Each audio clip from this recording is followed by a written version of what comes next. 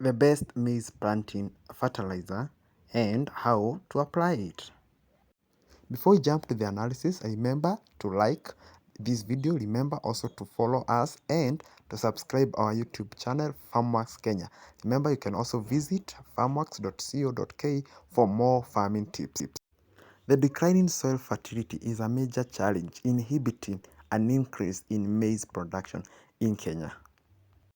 Therefore, in order to increase maize production, farmers have continuously depended on the use of artificial fertilizers and farmyard manure in order to improve their yields.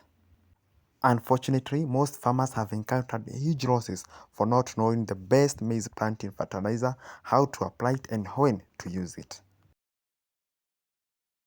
In the Kenyan setup, we believe the use of diammonium phosphate and farmyard manure is the best planting fertilizers, especially for maize.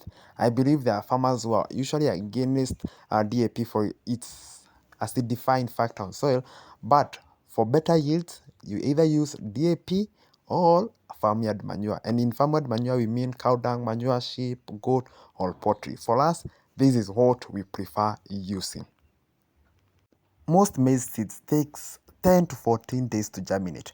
Therefore, applying DAP during planting, it ends up being leached and not used by the crop. Therefore, we recommend that farmers to top dress with DAP on the 10th or 14th day after sowing.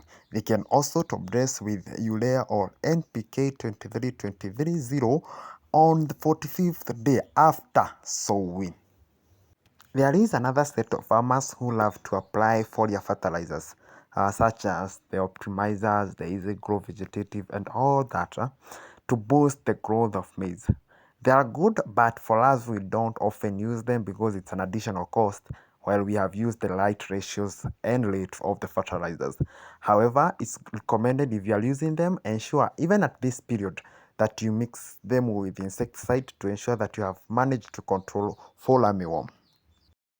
While nitrogen is for the foliar growth, phosphorus for the root development, potassium and calcium are often responsible for the development of the kernel. Therefore, top dressing with CAN fertilizer 70 days after sowing helps in kernel formation and enlargement. The correct rate of 100 kilograms per acre should be maintained for good high yield. Here is the reason why we still use DAP despite its acidifying factor. A sustainable maize production research paper in the Trans Nzoia district of Kenya discovered that applying DAP at the rate of 188 kilograms per hectare resulted in the best mean yield across the varieties planted, while single super phosphate SSP was the least effective in treatment. What the report concluded was super amazing, and this is why we usually tell you farmers, when you are using even this DAP, ensure that you use also the farmyard manure.